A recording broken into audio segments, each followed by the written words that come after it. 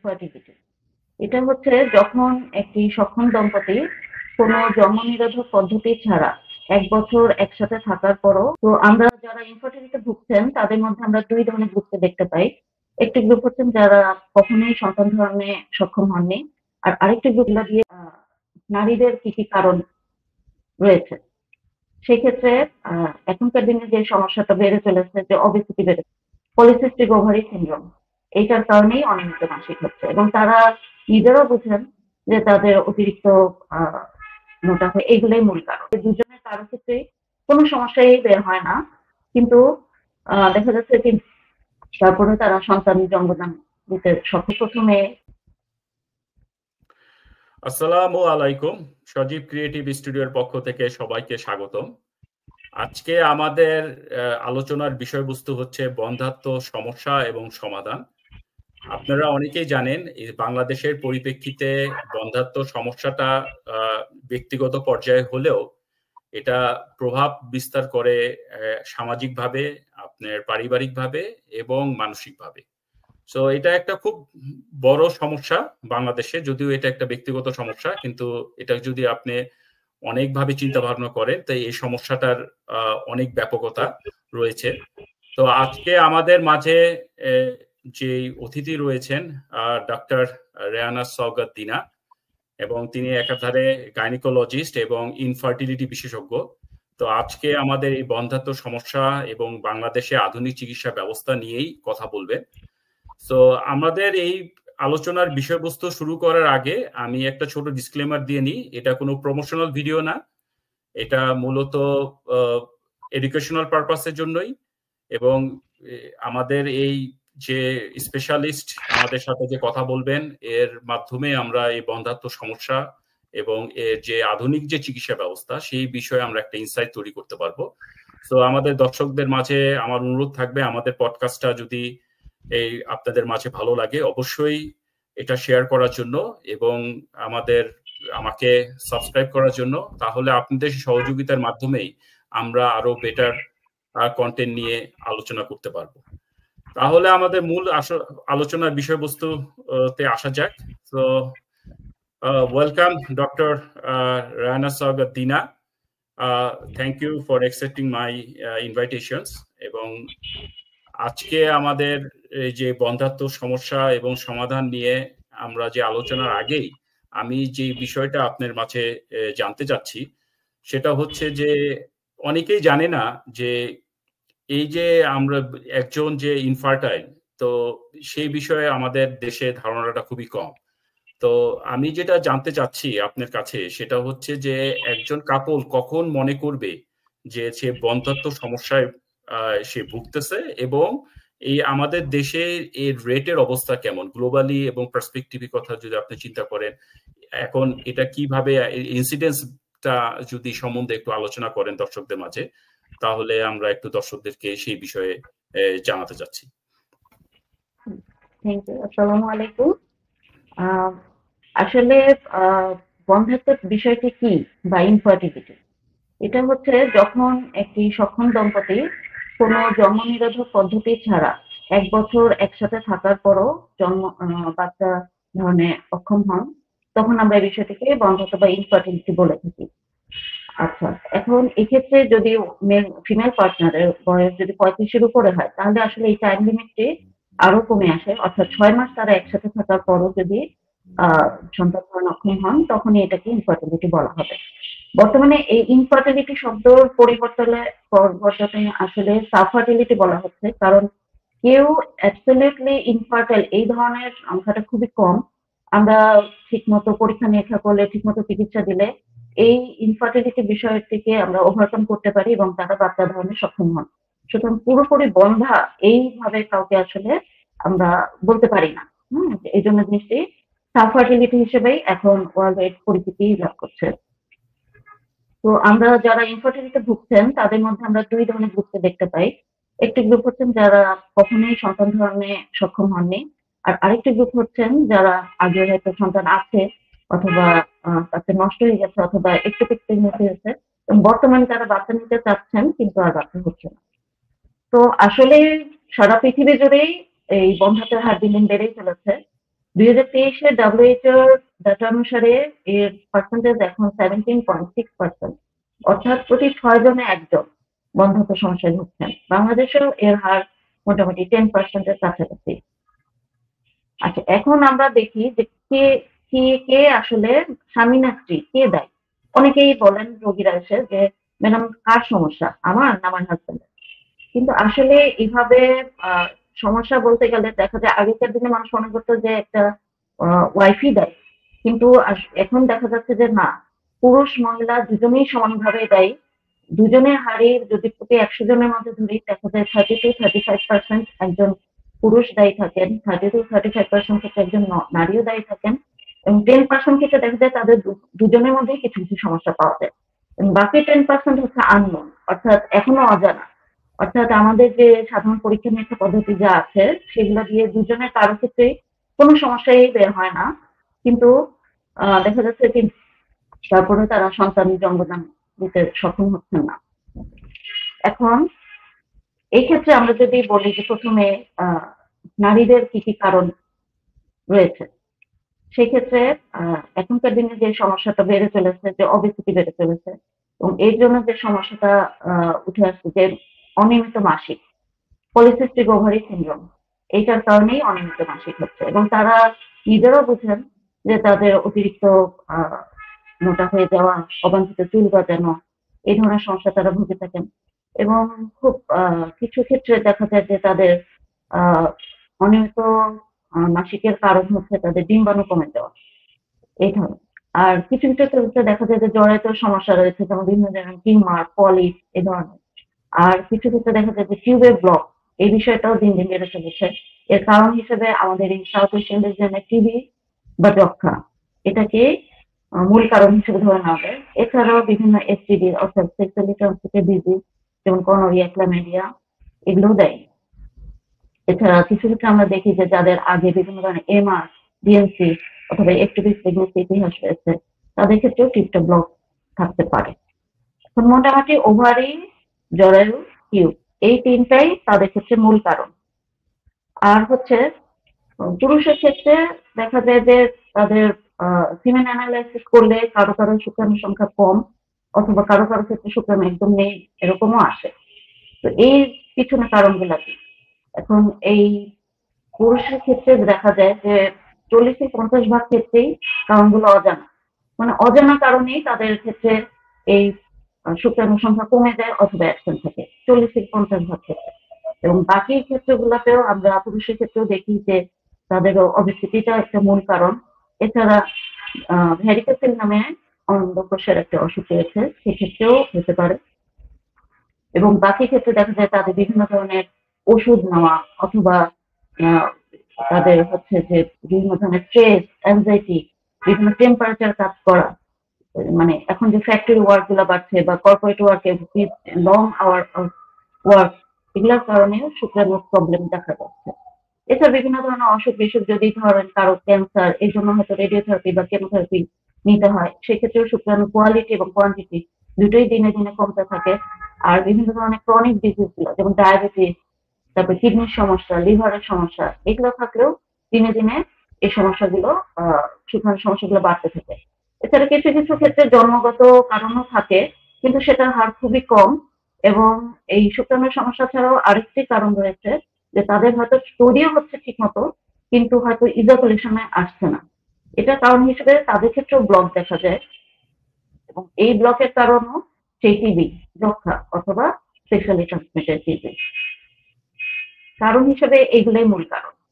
আচ্ছা, thank you একটা সুন্দরভাবে আমাদেরকে বুঝিয়ে বলার জন্য। তাহলে আমরা যেটা জানতে পারলাম যে পুরুষ এবং মহিলাদের বিভিন্ন যে শারীরিকের বিভিন্ন হরমোনাল প্রবলেম হতে পারে, বা আরো কোনো হেরিডিটারি কোনো প্রবলেম থাকতে পারে, বা বিভিন্ন ধরনের অসুখের কথা যেটা বলছে, যেমন পলিসিস্টিক যে ওভারি সিনড্রোম, হ্যাঁ, এর মাধ্যমে এই আমাদের এই মেজর এই, আর এছাড়া আরো অন্যান্য কারণ যেটা আপনি খুব সুন্দরভাবে ডিসক্রাইব করলেন যে এর কি কি কারণের ফলে এই আমাদের এই বন্ধ্যাত্ব সমস্যাটা আমাদের দেশে আমরা ম্যাক্সিমাম পুরুষ এবং মহিলা উভয় ক্ষেত্রে দেখতে পাই।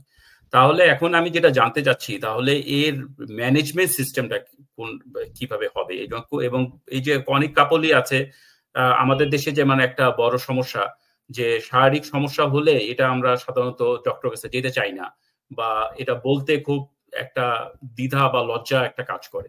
তা ডক্টর এই সমস্যাটা হলে বা এই দীর্ঘদিন ধরে যেটা এখন দেখতেছে কাপলরা 1 বছর হয়ে গেছে তাদের এই বন্ধ্যাত্ব সমস্যার জন্য তাদের সেই কনসিভ হচ্ছে না বা একটা সমস্যার জন্য তারা যে বুঝতেছে যে দে হ্যাভ সাম প্রবলেম, তাহলে কোন সময় তাদের এই ডক্টরের কাছে আসা উচিত এবং এর ম্যানেজমেন্টটা কি ধরনের আমাদের দেশে রয়েছে এই সম্বন্ধে যদি আপনি একটু আমাদেরকে তুলে ধরেন। ধন্যবাদ। আসলে 1 বছর কারা ওয়েট করবে? যারা মনে করছে তারা শারীরিকভাবে সুস্থ, আহ মোটামুটি মাসিক রেগুলার হচ্ছে, হ্যাঁ, বয়সও হাজবেন্ড ওয়াইফ দুজনেরই 30-এর নিচে অথবা 35-এর নিচে, তারা মোটামুটি 1 বছর আগে নিজেরা একটু চেষ্টা করে দেখবে। কিন্তু আমি বলবো যারা বুঝতেছেন যে তার নিজের কিছু সমস্যা হতে পারে, যেমন মহিলাদের ক্ষেত্রে যদি অনিয়মিত মাসিক থাকে অথবা পূর্বে কোনো সার্জারি ইতিহাস থাকে, বিশেষ করে টিউবে অথবা ওভারির সিস্টের সমস্যা থাকতে পারে তাদের, টিউবের হচ্ছে একটুবি প্রেগন্যান্সি অথবা হয়তো আগে কোনো বাচ্চা নষ্ট করেছেন অথবা হয়ে গেছে নষ্ট, অথবা বয়স 35 শুরু করে চলে গেছে, এই ধরনের, অথবা আগে যক্ষা রোগের ইতিহাস আছে। আর পুরুষরা যদি মনে করেন যে না তার একটু সেক্সুয়াল ডিসফাংশন আছে, কোনো একটু সমস্যা মনে হচ্ছে, অথবা ছোটবেলায় কোনো অ্যাক্সিডেন্ট বা কোনো ট্রমা হয়েছিল অন্ডকোষে এই ধরনের, তাহলে তারা, আমি বলবো তারা 6 মাসের বেশি ওয়েট করবেন না। এখন এক্ষেত্রে আসলে সমস্যা দেখা যায় যে আমাদের দেশে আহ, প্রথমে কেউই চিকিৎসকের কাছে আসেন না, এই জিনিসটাকে বাইরে ডিসক্লোজ করতেই চান না, হয়তো অন্যান্য সর্দি কাশি সবকিছুর জন্য তারা চিকিৎসকের কাছে আসেন, কিন্তু এই বিষয়টাকে তারা লুকিয়ে রাখতে চান। তারা প্রথমে হয়তো তাবিজ কবজ, পানি পড়া বা হুজুর, অথবা আমাদের শহরের ক্ষেত্রে কেউ তারাও বিভিন্ন ধরনের মানে ট্র্যাডিশনাল পদ্ধতিগুলো অবলম্বন করেন। শুধু যে গ্রামে এই জিনিসটা ডিলে করা হয় তা না, শহরেও অনেক শিক্ষিত উচ্চশিক্ষিত কাপলের মধ্যে এই জিনিসটা দেখা যায়, তারা এমন সময় আসেন যে যখন চিকিৎসাটা আসলে অনেক কমপ্লিকেটেড হয়ে যায়। তাহলে এই ধরনের পেশেন্ট আসার পরে প্রথম আমরা কি করি? আমরা তাদেরকে আগে কিছু কাউন্সেলিং করি, কিছু শারীরিক পরীক্ষা নিরীক্ষা করি, কিছু টেস্ট করাই। এগুলোর মাধ্যমে আমরা আসলে বুঝতে চাই যে তাদের কোথাও কোনো ডেফিনিট প্রবলেম পাওয়া যায় কিনা, কারণ একটা নির্দিষ্ট সমস্যা পাওয়া গেলে চিকিৎসা পদ্ধতিটা অনেকখানি সহজ হয়ে যায়, যে ওই জিনিসটাকে আমি কারেকশন করলাম, তারপর হয়তো তারা হয়তো স্বাভাবিকভাবেই সন্তান জন্মদানে সক্ষম হবেন। আর কাউন্সেলিং এর মধ্যে যেটা আছে যে অনেকের ক্ষেত্রে দেখা যায় যে তাদের স্বামী স্ত্রী একসাথে থাকার যে আহ, মানে বিষয়টা এটা তারা বুঝতে পারে না। অনেকে আছেন যে স্বামী স্ত্রী দূরে দূরে থাকেন, হয়তো সপ্তাহে একবার আসছেন বা মাসে একবার দুইবার, ওনার মনে করেন এই 1 দিন 2 দিন থাকলেই তো বাচ্চা হওয়ার জন্য যথেষ্ট, কিন্তু দেখা যায় যে ডিম্বস্ফোটনের মানে নারীদের ডিম্বস্ফোটনের কিন্তু একটা নির্দিষ্ট সময় আছে, যে মাসিকের 10তম দিন থেকে 20তম দিন, এই সময়টাই কিন্তু মিস হয়ে যাচ্ছে। এইভাবে কিন্তু তারা 1 বছর 2 বছর কাটিয়ে দিচ্ছেন, কারো কোনো সমস্যা নেই, কিন্তু তাও কেন বাচ্চা হচ্ছে না? তখন আমরা ওই টাইমটাকে বলি যে এই টাইমটাতে না থাকলে তো আসলে হবে না।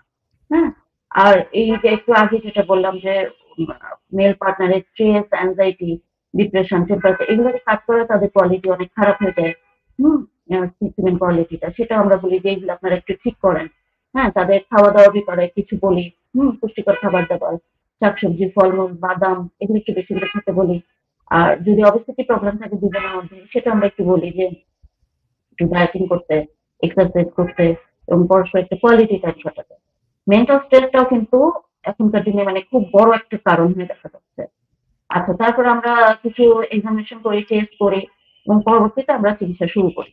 এখন যদি দেখা যায় যে আমরা কোনো কারণ খুঁজে পেলাম, বিশেষ করে ওয়াইফের ক্ষেত্রে প্রথমেই যেটা বললাম পলিসিস্টিক ওভারি, সেটা তো আসলে ওজন, এইটার কারণে মূল কারণ, আমরা ওজনটা কমাতে বলি, কিছু ওষুধ দেই তাতে যাতে তার হরমোনাল ইমব্যালেন্সটা কারেকশন হয়, হাইপোথাইরয়েডিজমের সমস্যা থাকলে থাইরয়েডের ওষুধ দেই, এই ধরনের। আর হচ্ছে যদি তার দেখা যায় যে কোনো সিস্ট আছে, এন্ডোমেট্রিওসিস যেটাকে বলে সিস্ট, হ্যাঁ, সেটার জন্য অনেকে এত মেনস্ট্রুয়াল প্রবলেম থাকে বা মেলামেশা করতেও তাদের এত সমস্যা থাকে যে তারা হয়তো ঠিকমতো মেলামেশাই করতে পারে না, আমরা সেই সমস্যাটাকে কমিয়ে আনার জন্য কিছু ওষুধ দিই, প্রয়োজনে সার্জারিও লাগতে পারে। আর কারো যদি টিউমার পাওয়া যায়, তো ছোটখাটো টিউমারে আসলে আমরা মুখে খাওয়ার ওষুধ দিয়ে এটা কারেকশন করার চেষ্টা করি। কিন্তু যদি দেখা যায় টিউমারটা এত বড় বা বাচ্চা বসার জায়গাতেই ওই টিউমারটা অকুপাই করে আছে, সেক্ষেত্রে টিউমারটা হয়তো সার্জারির মাধ্যমে রিমুভ করা লাগতে পারে। তো এগুলো হচ্ছে স্পেসিফিক ট্রিটমেন্ট, মানে আমি যদি কোনো কজ পাই সে কজ ধরে ধরে চিকিৎসা। আর পুরুষদের ক্ষেত্রে, পুরুষ বা মহিলা দুজনের ক্ষেত্রে হরমোনাল আদার প্রবলেম যেমন ডায়াবেটিস, প্রেশার, মানে পুরা শরীরটাকে একটা আলটিমেট একটা পর্যায়ে নিয়ে আসা হয় যাতে সে পরবর্তীতে কনসিভ করাও সহজ হয় এবং কনসিভ করলে যাতে বাচ্চাটা থাকে টিকে, সেভাবে আমরা তার শরীরটাকে একটু প্রস্তুত করার চেষ্টা করি। মেল পার্টনারের ক্ষেত্রেও আমরা বলি তার অবসিটিটা কমানো, ডায়াবেটিস, প্রেশার এগুলো থাকলে কারেকশন করা, তাকে কিছু অ্যান্টিঅক্সিডেন্ট, জিঙ্ক এগুলো খেতে দিই এবং তার কাজকর্মের পরিবেশটাকে মানে একটু ভালো করতে বলি, কোয়ালিটি টাইম কাটাতে বলি। এবং এরপরে ধাপে ধাপে আসলে যে ইনফার্টিলিটি চিকিৎসাটা কিন্তু পুরোপুরি একটা স্টেপ বাই ওয়াইজ স্টেপ চিকিৎসা। কারণ হচ্ছে যে এটা প্রথমে আমরা এই যে যেগুলো বললাম যে লাইফস্টাইল মডিফিকেশন বা সিম্পল কিছু মেডিকেশন এগুলো দিই। অনেকে এইটুকুর মাধ্যমে হয়ে যায়, তার আর বেশি আহ মানে জটিল চিকিৎসা পদ্ধতির মধ্যে আর ঢোকার প্রয়োজনই পড়ে না। আর হচ্ছে এগুলো দিয়ে যদি না হয় সেক্ষেত্রে আমরা মুখে খাওয়ার ওষুধ দিই ওয়াইফ পার্টনারকে। তারপরে হচ্ছে যে আমরা সেটা 12তম দিনে টিভিএস করে করে দেখি যে তার ডিম আসছে কিনা, বড় হচ্ছে কিনা। প্রয়োজনে সেই ডিম স্ফুটনের জন্য আমরা ইঞ্জেকশন দিই। আর যদি দেখা যায় এরকম 6 সাইকেল ডিমও ভালো আসতেছে, হচ্ছে না, অথবা ডিম অতটা ভালো আসছে না মুখে খাওয়ার ওষুধ দিয়ে, তখন আমরা ইঞ্জেকশন প্রয়োগ করি ডিমটা বড় হওয়ার জন্য। এইভাবেও হচ্ছে না, তখন আমরা টিউবটা পরীক্ষা করি। অনেক সময় দেখা যায় যে সব ভালো, মেল পার্টনারের সিমেন্ট ভালো, ওয়াইফ পার্টনারের হচ্ছে ওভাম ভালো, সবই বড় হচ্ছে কিন্তু হচ্ছে না। সেক্ষেত্রে আমরা তখন একটু সাসপিশন হয় যে টিউবটা ব্লক কিনা, কারণ টিউবের মাধ্যমে তো ওভাম আর সিমেন্টটা আসলে নিষিক্ত হবে। তো তখন আমরা টিউবের পরীক্ষাগুলো করতে দিই, হাইড্রোসালফিঙ্গোগ্রাম, আবার কারো কারো ক্ষেত্রে ল্যাপারোস্কোপি এভাবে। তো টিউবও যদি দেখা যায় প্যাটেন্ট, তখন আমরা আইইউআই পদ্ধতিতে যাই। আইইউআই পদ্ধতিটা একটু একটা উন্নত পদ্ধতি। এটাতে হচ্ছে যে আমরা ওষুধ বা ইঞ্জেকশনের মাধ্যমে ওয়াইফের উসাইডটাকে বড় করি এবং 14তম বা 13তম দিনে আমরা ইঞ্জেকশন দিয়ে ডিম্বস্ফোটনের ইঞ্জেকশন দিই। আর এদিকে হচ্ছে হাজবেন্ডের সিমেন্টটাকে নিয়ে মেশিনের সাহায্যে পরিষ্কার করে শুধুমাত্র ভালো স্পার্ম গুলোকেই আমরা ওয়াইফের জড়াইতে মানে ডিম্বাণুর কাছাকাছি দিয়ে আসি। ফলে কি হয়, অনেকখানি রাস্তা কিন্তু কমে গেল। তখন কাছাকাছি যাওয়ার ফলে নিষিক্তকরণটা আরো সহজ হলো। এবং এই পদ্ধতিতে সাকসেস রেট আমরা 25 থেকে 30% দেখি। আর হচ্ছে এটি কিন্তু বাংলাদেশেই হচ্ছে, অনেক সেন্টারে এটি হচ্ছে। এটার খরচ জায়গা ভেদে 15 থেকে 25 হাজার টাকা। এবং এই পদ্ধতিটি কোনো অজ্ঞানও লাগে না, কোনো অপারেশনও নেই, কোনো কাটাছেঁড়া নেই। সুতরাং মানে খুবই সহজ একটা পদ্ধতি, কিন্তু সাকসেস রেটটা কিন্তু অনেকখানি ভালো, 25%। আইইউআই আমরা এই যে পদ্ধতিটাকে, এটাকে আইইউআই বলি, এটা আমরা মোটামুটি 3 থেকে 4 বার করি। 3 থেকে 4 বারের মধ্যে অনেকেই কনসিভ করে যান। তবে এই যে সাকসেস রেট, এটা আসলেও সেই প্রথম কথা বয়সের উপর নির্ভর করে। যদি কাপলের বয়স 35 এর নিচে হয়, তাদের সেরকম জটিল কোনো সমস্যা না থাকে, তাহলেই তারা সাকসেস অর্জন করতে পারেন। কিন্তু যত বয়স বাড়বে স্পার্ম এবং ওসেটের কোয়ালিটিও তত কমতে থাকবে, ফলে নিষিক্তের হারও কিন্তু কমতে থাকবে এবং বয়স যত বাড়বে আইইউআই সাকসেস তত কমতে থাকবে। আর তারপরে 3 থেকে 4 সাইকেল আমরা আইইউআই করার পর যদি সাকসেস অর্জন করতে না পারি, সেক্ষেত্রে আমরা তাদের আইভিএফ বা টেস্ট টিউব বেবি এটার পরামর্শ দিয়ে থাকি। এটা একটু খরচ কস্টলি একটা প্রসিডিওর, কিন্তু এটাও কিন্তু বাংলাদেশে হচ্ছে, সরকারি বেসরকারি দুইভাবেই হচ্ছে। সুতরাং যে কেউ এই সুবিধাটা অবশ্যই নিতে পারেন। এখানেও আমরা হচ্ছে যে স্পার্ম নিই, তাদের নর্মাল যেভাবে তারা ইজাকুলেশন করেন ওইভাবেই স্পার্ম নেই। বা কারো কারো ক্ষেত্রে দেখা যায় যদি ব্লক থাকে, পুরুষ মেল পার্টনার যদি ব্লক থাকে যে তাদের ইজাকুলেশন মানে সিমেনে তাদের আসছে না, সেক্ষেত্রে আমরা অনেক সময় সন্দেহ করি তাদের হয়তো ভিতরে রয়ে গেছে কোনো ব্লকের কারণে বাইরে স্পার্মটা আসতে পারছে না। সেক্ষেত্রে আমরা ইনজেকশনের মাধ্যমে অন্ডকোষ থেকে স্পার্ম সংগ্রহ করি। এটাকে টেসা বা টেসা এই পদ্ধতি বলা হয়। তখন আমরা যে স্পার্মগুলো নিই এগুলো দেখে আমরা ওয়াইফের ওভামটিও সংগ্রহ করি। সেটা খুব মানে মানে একটা সহজ একটি অপারেশনের মাধ্যমে নিয়ে দুটাকে নিষিক্ত করা হয় যন্ত্রে রেখে, মাইক্রোস্কোপের নিচে রেখে আমরা নিষিক্তকরণটি কনফার্ম হয়ে যে হ্যাঁ নিষিক্ত হয়েছে, তখন আমরা এটা ইনকিউবেটরে রাখি এবং যখন এখানে প্রাণের সঞ্চার দেখা যায়, অর্থাৎ আমরা যে নিষিক্তকরণ করলাম এটা থেকে 2টা থেকে 4টা, 4টা থেকে 8টা সেল হচ্ছে, তখন আমরা এটা ওয়াইফের জরায়ুর মধ্যে মানে পুনঃস্থাপন করি। কারণ এটাকে যে ইনভিট্রো ফার্টিলাইজেশন কেন বলা হলো, সেটা হচ্ছে যে আমাদের যে নিষিক্তকরণ জিনিসটি যে শরীরের ভিতরে হয়, সেই জিনিসটা জাস্ট শরীরের বাইরে করা হলো, কিন্তু পুরাপুরি সন্তানটি বড় হবে কিন্তু ওয়াইফের জরায়ুর ভিতরেই, এবং 9 মাস সেখানে তিনি ক্যারি করবেন এবং 9 মাস পরে ডেলিভারি হবে। তো এই আইভিএফ বা টেস্ট টিউব পদ্ধতি, এটা আহ, একটু খরচ সাপেক্ষ। সেটা আমরা 3 থেকে 4 লাখের মধ্যে আহ, হতে পারে। তবে কারো কারো ক্ষেত্রে যদি দেখা যায় ওই যে যাদের নর্মালি স্পার্ম আসছে না, আমরা ইনজেকশনের মাধ্যমে নিয়ে আসছি ছোট একটা অপারেশনের মাধ্যমে, সেক্ষেত্রে হয়তো খরচটা কিন্তু বেড়ে যায়। আর ফিমেল পার্টনারে যদি ইনজেকশন দিয়ে যে আমরা ডিমটা বড় করি, অনেকের ক্ষেত্রে দেখা যায় যে ডিম্বাণু এত কম বা কোয়ালিটি এত খারাপ যে সেটাকে আমাদের অনেক বেশি ইনজেকশন প্রয়োগ করতে হচ্ছে, সেক্ষেত্রে হয়তো খরচটা কিছুটা বাড়তে পারে। তবে মানে আশা কথা যে এই টেস্ট পদ্ধতিতেও সাকসেস রেট বেশ ভালো। তবে 35-এর নিচেই এটা সাকসেস রেটটা আমরা বলবো যে 40% ধরে নেওয়া যায়। আর যদি যাদের জটিলতা বেশি, তাদের ক্ষেত্রে আসলে সাকসেস রেট যত বয়স বাড়বে সাকসেস রেট তত কমতে থাকবে। তো মোটামুটি যেটা দেখা গেল যে এই যে মুখে সবারই পদ্ধতি বা ইনজেকশন নেওয়া অথবা আইইউআই, আইভিএফ, এগুলো সবই কিন্তু বাংলাদেশে এখন available।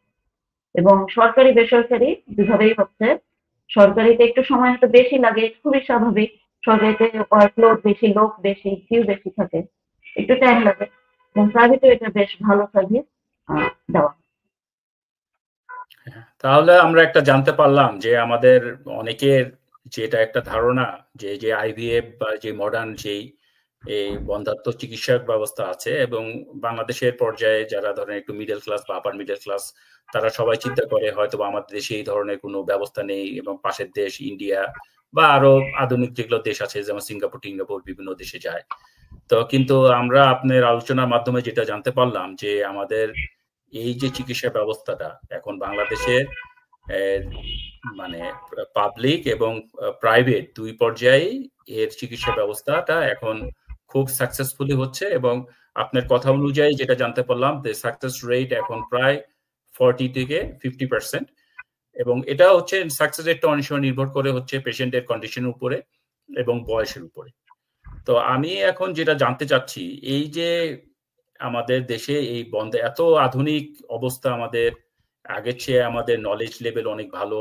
আমাদের ধরেন আগে যেমন দেশে যেটা হচ্ছে বাংলাদেশের একটা পরিবারের সদস্য সংখ্যা অনেক বেশি থাকতো, বাবা মা সেভাবে মানে টেক কেয়ার করার মতো বাচ্চাদের সেই পরিমাণ সময় বা সেই ধরনের পরিবেশগুলো অনেক কম ছিল, বা আধুনিকতার সাথে সাথে আমাদের এখানে লিভিং স্ট্যান্ডার্ডটা অনেক বেটার হয়েছে। বাট আমরা অন্যদিকে দেখতেছি যে এই যে বন্ধ্যাত্বর যে সমস্যাটা পুরুষ এবং মহিলা উভয় ক্ষেত্রে যে সমস্যাগুলো, এগুলা ব্যাপক হারে বাড়ছে। তো এই কারণগুলো যদি আমাদের মাঝে একটু তুলে ধরা হয়। হ্যাঁ, ধন্যবাদ। আসলে ইনফার্টিলিটি যেটা আগে বলেছি যে আমাদের দেশে এবং সারা পৃথিবীতে বেড়ে চলেছে, মানে এটা কিন্তু এখন একটা public health problem. Personal problem ছাড়িয়ে এটা কিন্তু এখন একটা পাবলিক হেলথ প্রবলেম। কারণ আমাদের কাছে এখন যা রোগী আসে তার মানে 50% ইনফার্টিলিটি প্রবলেম নিয়ে আসছে। তো আমরা দেখি যে আগের দিনের থেকে আমাদের আসলে এখন কি কি পরিবর্তন হয়েছে, যে জিনিসগুলো আসলে এই যে নতুন দিনের যে নতুন সমস্যা এগুলো তৈরি হচ্ছে। প্রথমে আমি বলবো বয়সের বিষয়টি। বয়সের বিষয়টি হচ্ছে যে আমাদের এখন এডুকেশন ক্যারিয়ার সবকিছু মিলে ছেলেমেয়েরা একটু দেরিতেই বিয়ে করছেন, হয়তো কারো কারো 30 পেরিয়ে যাচ্ছে, এবং বিয়ে করার পরে তারা বাচ্চা নিতেও একটু দেরি হচ্ছে। তো এই ক্ষেত্রে আমি বলবো যে আসলে ফ্যামিলি কমপ্লিট বিষয়টি 30 থেকে 35-এর মধ্যে, মানে বেটার 30-এর মধ্যে করলে সবচেয়ে বেশি ভালো। এবং এক্ষেত্রে যে শুধু যে মেয়ের ক্ষেত্রে এটা মানে প্রযোজ্য তা কিন্তু না। দুজনেরই যে স্পার্ম এন্ড ওসাইট কোয়ালিটি এবং কোয়ান্টিটি, পরিমাণও কমে যাচ্ছে এবং কোয়ালিটিও কমে যাচ্ছে। একটা ত্রুটিযুক্ত স্পার্ম বা ত্রুটিযুক্ত ওসাইট, এটা দিয়ে যে এখন আমাদের যে ডাউন সিনড্রোম অথবা অটিজম এগুলো যে বেড়ে চলছে, এটাও কিন্তু দায়ী। মানে ইনফার্টিলিটির সাথে সাথে কিন্তু এই বিষয়গুলো চলে আসে, যে হয় বাচ্চা হবে না বা বাচ্চা হলেও এ ধরনের সমস্যা যুক্ত করতে হয়। মানে পুরোটাই কিন্তু আসলে ফ্যামিলি প্রবলেমের পরবর্তী মানে সোশ্যাল প্রবলেমটা, এটা একটা 1 নম্বর সমস্যা। 2 নম্বর সমস্যা হচ্ছে অবেসিটি। হ্যাঁ, এটাও কিন্তু বেড়ে চলেছে। মানে মেল ফিমেল দুই পার্টনারের ক্ষেত্রে এই প্রবলেমগুলো দেখা যাচ্ছে। এবং এর ক্ষেত্রে দেখা যাচ্ছে তাদের ডায়াবেটিস হচ্ছে, ডায়াবেটিসে আর হচ্ছে যে মেয়েদের ক্ষেত্রে যেটা দেখা যাচ্ছে যে অনিয়মিত মাসিক হচ্ছে, ডিম্বস্ফুটন হচ্ছে না, এবং অনেক ওষুধ, অনেক ইনজেকশন প্রয়োগ করার পরেও আমরা কোনোভাবেই একটা ভালো ইফেক্ট আনতে পারি না। এবং চিকিৎসা পদ্ধতিটাও অনেক লেংদি হয়ে যাচ্ছে, যে সময় লাগছে। তো এটা ঠিক যে পলিসিস্টিক ওভারি সিনড্রোম কিন্তু অন্যান্য যে ইনফার্টিলিটি ফ্যাক্টর গুলো আছে তার থেকে বেটার, কারণ এখানে এই যে লাইফস্টাইল মডিফিকেশনের মাধ্যমে আসলে খুব সহজেই একটা মেয়ে যদি চায় যে আমি মানে যেভাবেই হোক আমি আমার ওয়েটটা কমাবো, তাহলে কিন্তু এটা খুব ভালো একটা চিকিৎসা রয়েছে। অন্যান্য বিষয়গুলো কিন্তু, অন্যান্য যে ইনফার্টিলিটি ফ্যাক্টর গুলো আছে ওগুলো কিন্তু আরো জটিল। এইটা একটা অবস্থিতি গেল। তারপরে হচ্ছে যে আমরা বলবো যে এখনকার দিনে যে আমাদের মানে কর্মক্ষেত্রে যে ওয়ার্ক আওয়ারটা যে এত লং এবং এত স্ট্রেসফুল, তো স্ট্রেস এবং এই যে স্ট্রেসটা নিয়ে সে বাসায় আছে, অ্যাংজাইটি, সবসময় একটা ডিপ্রেশন, একটা টেনশন, এটা মেল ফিমেল দুজনের ক্ষেত্রেই, ফ্যামিলি প্রবলেম হোক বা বাইরের ধরুন জ্যাম, হ্যাঁ, এইসব কারণেও কোয়ালিটি কমে যাচ্ছে। হ্যাঁ, তাদের কোয়ালিটি টাইমটাও কমে যাচ্ছে এবং ফার্মসেটের কোয়ালিটিও কমে যাচ্ছে। এবং ওয়ার্ক এরিয়াতে যে টেম্পারেচার, হাই টেম্পারেচার, অনেকেই বিভিন্ন ধরনের ফ্যাক্টরিতে কাজ করেন অথবা কর্পোরেট অফিসেও একটু লং আওয়ার কাজ করেন, 10 to 12 আওয়ার তারা ডেস্ক ওয়ার্ক করেন। এইগুলো কিন্তু অনেকটা দায়ী। আর এখন যে আরো রিসেন্ট যে বিষয়গুলো এখন, যে মোবাইল ফোন ছেলেরা পকেটে ক্যারি করেন, এটা কিন্তু গরম হয়ে যায়, এখানে রেডিয়েশন আছে। তারপরে ল্যাপটপ যদি তারা বাইরে ব্যবহার করেন, ল্যাপের উপর রেখে, তারা থাইয়ের উপর রেখে ইউজ করেন, এটাও কিন্তু টেম্পারেচার ক্রিয়েট করছে। আমরা কিন্তু বলছি টেম্পারেচারটা কিন্তু কাউন্টোজেনেসিস ফার্ম উৎপাদনের জন্য খুবই হুমকিস্বরূপ, এটা একটা। আর এছাড়া যে আমাদের বাইরের পলিউশন গুলা, এয়ার পলিউশন, যে আমাদের লেড বেড়ে যাচ্ছে, আমাদের খাবারের কেমিক্যালস গুলো, হ্যাঁ, সর্বক্ষেত্রে এই যে লেড, ক্যাডমিয়াম যা যা আছে, এগুলো কিন্তু দিনে দিনে ইনফার্টিলিটি বাড়িয়ে দিচ্ছে। আমরা মনে করি গ্রামের মানুষ খুব ফার্টাইল, তাদের বছর গেলেই বাচ্চা হয়, কিন্তু এখন কিন্তু দেখা যাচ্ছে আমাদের কৃষক ভাইয়েরাও কিন্তু অনেকে আসছেন। কেন? তারা কিন্তু খুব বেশি পরিমাণে পেস্টিসাইড, ইনসেকটিসাইড এগুলো ইউজ করেন। এগুলার খুবই খারাপ ইফেক্ট। তারপরে তার মানে কি শহর গ্রাম দুইখানে কিন্তু বেড়ে চলছে। তারপরে আমাদের বাতাসে বায়ু দূষণ আছে, পানি দূষণ, খাবারের মধ্যে দূষণ, এগুলো তো আছেই। তারপরে আমাদের সাউন্ড পলিউশন অনেক বেশি। সাউন্ডও কিন্তু এই ক্ষেত্রে খুবই একটা খারাপ আহ, ভূমিকা পালন করে। আর হচ্ছে যে সেক্সুয়ালি ট্রান্সমিটেড ডিজিজ, এটাও এই যে দিন দিন এখন আমাদের সোশ্যাল অনেক চেঞ্জ আসছে। সেক্সুয়াল ট্রান্সমিটেড ডিজিজ শুধু যে এইচআইভি ইনফেকশনই হয় তা না, এটা ছেলে মেয়ে উভয়ের ক্ষেত্রে, যে আমি বললাম যে টিউব থাকে, ছেলেদের ক্ষেত্রেও স্পন্টানিয়াসিস হওয়ার পর ওইটা বাইরে বের হওয়ার জন্য যে টিউবটা থাকে এটা ব্লক হয়, ফিমেলের ক্ষেত্রেও ব্লক হয়। তারপরে হচ্ছে যে হয়তো তারা কনসিভ, অনেকে কেউ কেউ করতে পারেন কিন্তু বারবার অ্যাবর্শন হয়ে যায়, এসটিডি এর জন্য দায়ী। আর এছাড়া কিছু বলবো যে কিছু সার্জারি, যেমন অনেকে হয়তো এখন বাচ্চা নেবেন না, এমআর করে ফেললাম, হ্যাঁ, অথবা বাচ্চা নষ্ট হয়ে গেল, ডিএনসি করে ফেললাম। ডিএনসি যেটা কিন্তু এখন অনেকখানি কমে যাচ্ছে, বাচ্চা নষ্ট হয়ে যাওয়ার পর যে ওয়াশ করার পদ্ধতিটা, এটা কিন্তু এখন আমরা ট্যাবলেট দিয়ে, ওরাল মেডিকেশন দিয়ে অনেক ক্ষেত্রে ম্যানেজ করতে পারি, কিন্তু অনেকে হয়তো না জেনে একটা ডিএনসি করে ফেলেন। এই যে আননেসেসারি সার্জারি, যে এমআর ডিএনসি, অথবা কারো হয়তো এক্টোপিক হলো, হ্যাঁ, অথবা অ্যাপেন্ডিসেক্টমি হলো, যে কোনো একটা সার্জারি, এগুলোর ক্ষেত্রেও কিন্তু টিউব ব্লকের হারটাও দিন দিন বেড়ে চলেছে। তো আমি বলবো ওভারঅল হচ্ছে যে আমাদের মেল ফিমেল উভয়কে সচেতন হতে হবে এবং বাবা মাকেও আসলে সচেতন হতে হবে তার ছেলে মেয়ের জন্য। কেন? সেটা হচ্ছে যে কিছু কিছু জিনিস আছে যে আমাদের ছোটবেলা থেকেও এই প্রবলেমটা হয়। যেমন আমার একটা পেশেন্ট আছে, তার মা নেই, তার কিন্তু ছোটবেলায় মাম্পস হয়েছিল, এটা কিন্তু আমাদের ছেলেদের অন্ধকোষেও আক্রান্ত হয়, হ্যাঁ।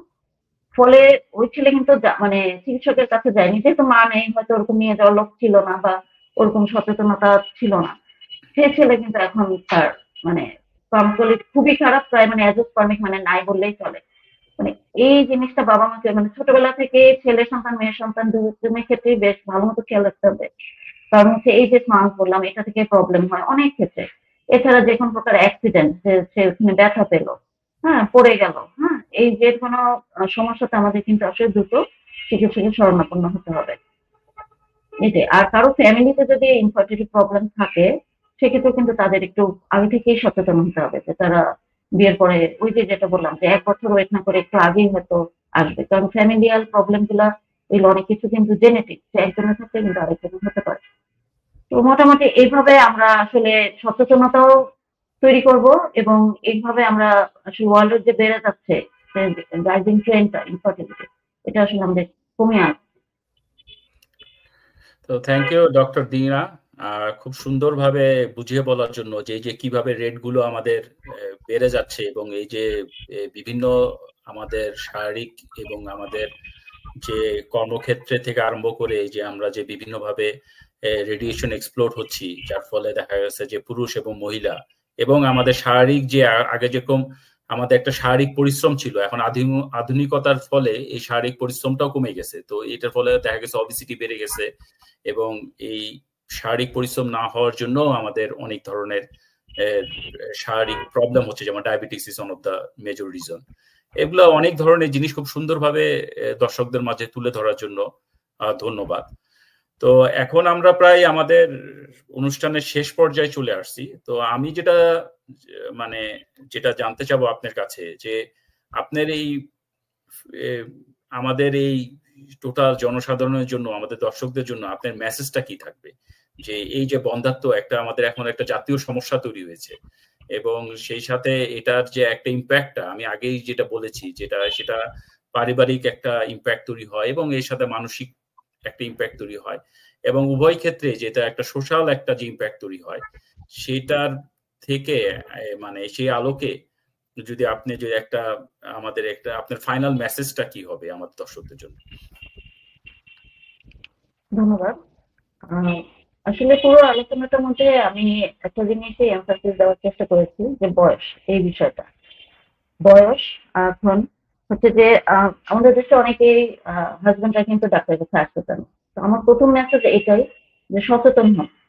সচেতন হন, আপনারা হাজবেন্ড ওয়াইফ দুইজনই কথা বলেন যে আসলে আমাদের কখন ডাক্তার কাছে যেতে হবে, এবং দুজনই এই যে বাকি যে ট্র্যাডিশনাল ট্রিটমেন্ট বা এই এর কথা শোনা ওর কথা শোনা, বিভিন্ন ধরনের হোমিওপ্যাথি এই ধরনের চিকিৎসার আশ্রয় না নিয়ে আপনারা একজন যথাযথ চিকিৎসকের পরামর্শ নেন, এবং এটা সময় মতো নেন। কারণ সময়ের কাজ সময় না করলে আসলে পরে এটা এত জটিল আকার ধারণ করে যে আমাদের পক্ষে অনেক সময় এটা একটা সলিউশন দেওয়া সম্ভব হয় না। সুতরাং তাড়াতাড়ি আসবেন, স্বামী স্ত্রী উভয়ই আসবেন, এবং মোটামুটি ধৈর্য ধরে এই চিকিৎসার সাথে আমাদের সাথে থাকবেন। কারণ এই যে বললাম, প্রথমে কিন্তু আমরা অ্যাডভান্স ট্রিটমেন্ট গুলো দেই না, স্টেপ বাই স্টেপ। প্রথমে কিছু ওষুধ, ইনজেকশন, আইইআই, আইভিএফ, এভাবে। তো অনেকে আছেন যে হ্যাঁ কিছুদিন চিকিৎসা করলেন, 2 মাস 3 মাস, তারপরে হলো না, আবার 2 বছর গ্যাপ দিয়ে না। এই 2 বছরে কিন্তু ওনাদের শারীরিক জটিলতা গুলা অনেকখানি বেড়ে যায়। 2 বছর পরে যখন আসেন তখন দেখা যায় যে আর উসাইট নাই, ফার্ম নাই, বয়সের সাথে সাথে সেগুলো কমে গেছে। আর লাস্টে আমি একটা কথা বলতে চাই, যে নেভার লুজ হোপ। কারণ হলো যে অনেকের যে একটা বয়সের পরে 35 বা 40 পর্যন্ত আইভিএফ করলে সাকসেস অর্জন করতে পারেন। সেই ক্ষেত্রে কারো যদি লাস্টে দেখা যায় যে না, স্পার্মও নাই, ওসাইটও নাই, এতই কমে গেছে যে কোনোভাবে এটা আসছে না, সেক্ষেত্রে ডোনারিজম, অর্থাৎ স্পার্ম ডোনেশন নেওয়া যায়, ওসাইট ডোনেশন নেওয়া যায়। এইসব ক্ষেত্রে আসলে আমাদের দেশে ইসলামিক ব্যাকগ্রাউন্ডে এগুলো আসলে অ্যাকসেপ্টেড না, আমাদের দেশেও এইগুলো আসলে করা হয় না। এইসব ক্ষেত্রে আপনারা হয়তো বাইরের দেশের হেল্প নিতে পারেন, স্পার্ম, ওসাইট অথবা এমব্রায়ো, এগুলো ডোনেশন নেওয়া যেতে পারে। আর লাস্ট রিসোর্ট হচ্ছে যে আসলে একটা বাচ্চা হয় জীবনের শেষ কথা না, বাচ্চা অবশ্যই দরকার, কিন্তু যারা একদমই খুবই ফ্রাস্ট্রেটেড আমি দেখেছি, তারা নিজেদের যত্ন নেবেন। হ্যাঁ, আপনিও স্রষ্টার একটি শ্রেষ্ঠ সৃষ্টি, এটা মনে রাখবেন। আপনিও একজনের বাচ্চা, আচ্ছা আপনার ওয়াইফও একজনের সন্তান। আপনাদের এক্সিস্টেন্স এই পৃথিবীতে অনেক জরুরি, অনেক প্রয়োজন, এবং আপনিও এই পৃথিবীতে অনেকখানি অবদান রেখে যেতে পারেন। সুতরাং আপনি চেষ্টা করবেন, কিন্তু যদি না হয় সেটাও আসলে এত হতাশ হবার কিছু নাই। আপনার এক্সিস্টেন্সটাকে আপনি একটা ফ্রুটফুল হিসেবে আপনি দেখতে পারেন, পৃথিবীর জন্য আপনি একটা নিশ্চয়ই অবদান রেখে যেতে পারবেন। থ্যাংক ইউ ডক্টর রায়না স্বাগত দিনা, চমৎকার বক্তব্য দেওয়ার জন্য।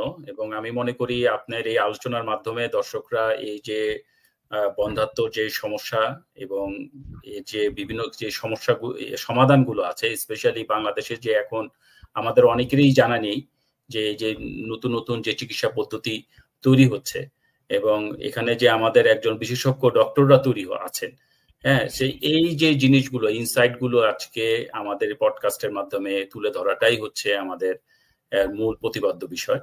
আমরা মনে করি দর্শকরা যারা আমাদের সাথে আছেন বা আমার সেই পডকাস্ট গুলো দেখছেন, এর মাধ্যমে একটা ভালো ধারণা তৈরি হবে। এবং আমি চেষ্টা করব যে যারা যদি কেউ রায়না স্বাগত দিনার সাথে দেখা করতে চান, তাহলে আমার ডিসক্রিপশন বক্সে তার সেই সাক্ষাতের ডিসক্রিপশন দিয়ে দিব। তবে আমি যেটা দর্শকদের মাঝে আমার পক্ষ থেকে যে কথাটা, সেই কথাটা হচ্ছে যে আমাদের দেশে যে সমস্যাটা হয় যে prevention is better then cure, এই জিনিসটা মোস্ট অফ দেমই আমাদের দেশে এটা ফলো করে না। অনেকেই দীর্ঘদিন ধরে বিভিন্ন ধরনের এই সমস্যার সমাধান হলে তাবিজ, কবজ এবং বিভিন্ন জিনিস নিয়ে সময় নষ্ট করে এবং শেষ সময় বিশেষজ্ঞ ডক্টরদের শরণাপন্ন হন। এর ফলে দেখা যায় যে এটা যে রেকটিফিকেশন করাটা, এই যে চিকিৎসা দেওয়াটা, এটা খুব কঠিন হয়ে যায়। তো দর্শকদের মাঝে, আমার পেশেন্টদের মাঝে আমার যে অনুরোধ থাকবে, এখন আর আগের মতো সেই সময় নেই। এখন অনেক অ্যাডভান্সমেন্ট ট্রিটমেন্ট হয়েছে, অনেক আধুনিক চিকিৎসা হয়েছে, অনেক আমাদের ভালো বিশেষজ্ঞ ডক্টররা তৈরি হয়েছেন। তাদের কাছে আপনার যদি কোনো সমস্যা থাকে সেটা তুলে ধরাটাই আপনার বিচক্ষণতার জন্য এবং বুদ্ধিমানের জন্য। আপনি যদি এটাকে হাইড করে রাখেন, এটা আপনার জন্যই এটা হচ্ছে সমস্যা, কারণ আলটিমেটলি শরীরটা আপনারই। সো এটা যদি ভালো হয়, সেটা আপনি যেমন এটার জন্য অনেক সুখ ভোগ করবেন, এটা যদি সমস্যা হয় তাহলে আপনি এটার জন্য কষ্ট ভোগ করবেন। সো আশা করি আমাদের এই পডকাস্টের মাধ্যমে এই বন্ধ্যাত্ব সমস্যা এবং সমাধানের আপনার একটা ইনসাইট আমরা তুলে ধরতে পারছি। আমাদের পডকাস্টটা যদি ভালো লাগে অবশ্যই শেয়ার করবেন এবং আমার যে চ্যানেলটাকে সাবস্ক্রাইব করার জন্য আপনাদের অনুরোধ থাকবে। আবার হয়তো বা নতুন কোনো টপিক নিয়ে, নতুন কোনো অতিথি নিয়ে আপনাদের মাঝে হাজির হব। তো আজকে আল্লাহ হাফেজ, আবার নতুন ভাবে দেখা হবে। আল্লাহ হাফেজ।